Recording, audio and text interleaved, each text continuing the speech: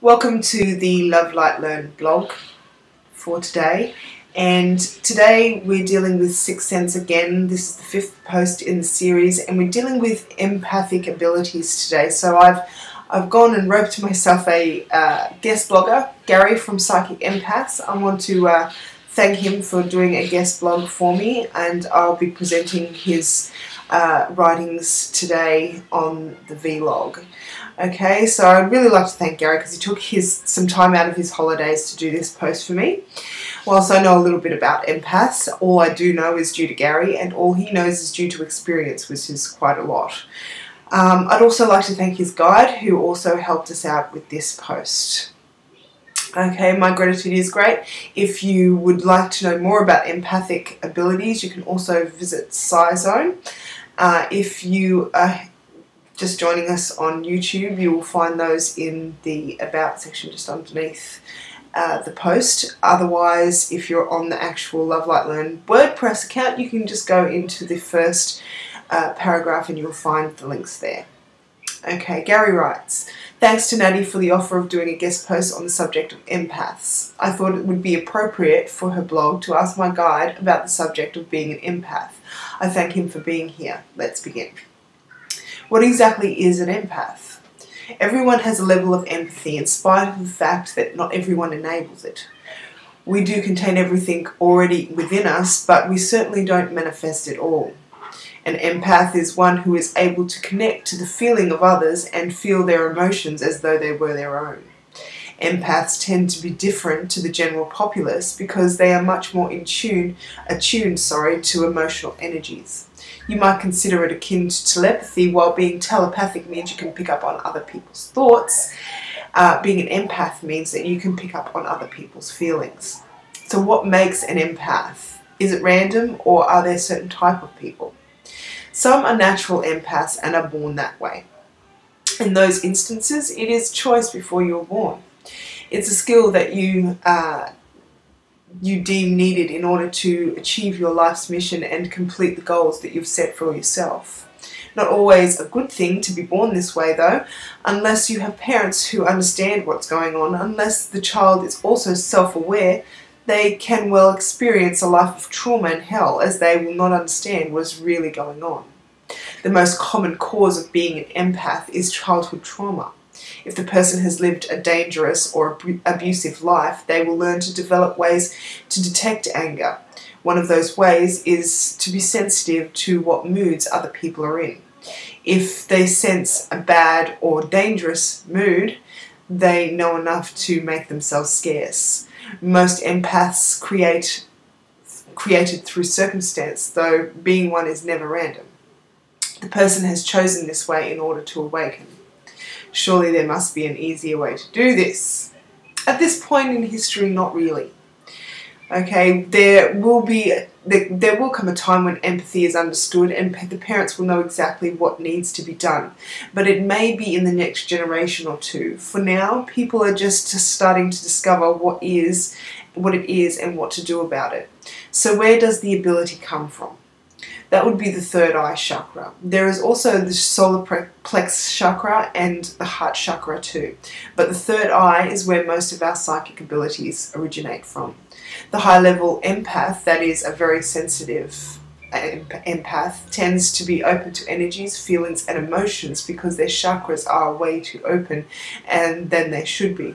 While all chakras should be somewhat open and balanced, it is also possible for them to be too open and thus let in the flow of too much energies. Being aware of this and knowing how to close the chakras to the point where they are correctly balanced is a skill worth having. The simple act of closing the third eye can have a dramatic effect on how an empath will cope with what is going on around him. Shock can also close down the chakras, especially if they have been way too open. However, this is not a good way for this to occur, as they can become frozen in place and healing will need to be done to restore them to normal functionality. Would you suggest any tips for controlling your empathy? Always be aware of your own feelings and emotions. Know where you begin and end. Setting boundaries is also very important. Too many empaths allow others to control and dominate them regardless of what they desire. Mostly they do this in order to keep the peace, though it rarely works. All that happens is that the empath feels like they are walking on eggshells all of the time and are generally abused and taken advantage of by others. This is a very unhealthy state of being and will generally lead to anger, resentment, and many illnesses and diseases.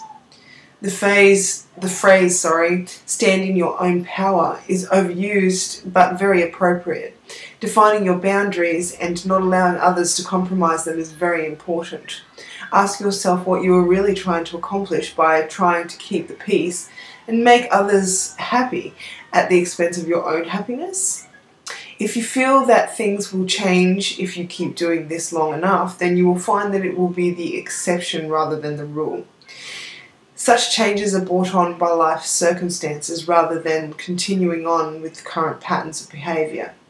In any case, do you really want such people in your life? Do you really feel that you have no other choice? Most people don't want to risk upsetting others because they feel that they will lose something that they need to survive. In actual fact, they're losing themselves by doing this. Life will always provide a way for people to escape and move on from their current situation. Fear is what keeps people frozen in place and in a life of misery. Gary writes, I always recommend that people use Bach flower remedies to help cope with being an empath. I consider them an empath's best friend. They certainly are useful for helping the empath to cope. They work on levels that an empath does, which makes them very useful. The Bach flower remedies work on the vibrational and emotional levels, which are the same levels that as empathic abilities. If a link is out of synchronization due to something like trauma, it can be many years of therapy to restore it to where it should be, assuming that the therapist knows what they're doing. Bach flower remedies can achieve this in a greatly reduced time. My observations are the more that you take them, the quicker the results to begin with. They do seem to take days or weeks, but eventually the results can be immediate. That's more a matter of taking the correct ones in the correct sequence, but yes, certainly they can bring swift healing.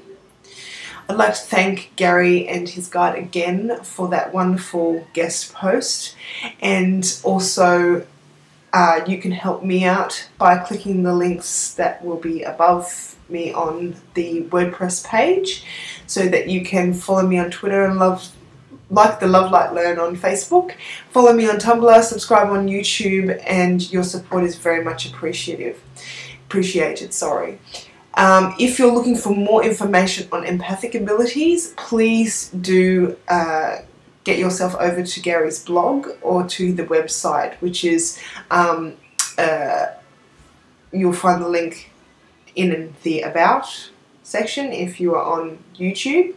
If you're on the actual WordPress page, go up to the first paragraph and you will find that there are links there to both the website and the blog. Okay, so thank you again for joining us, and we will see you next time.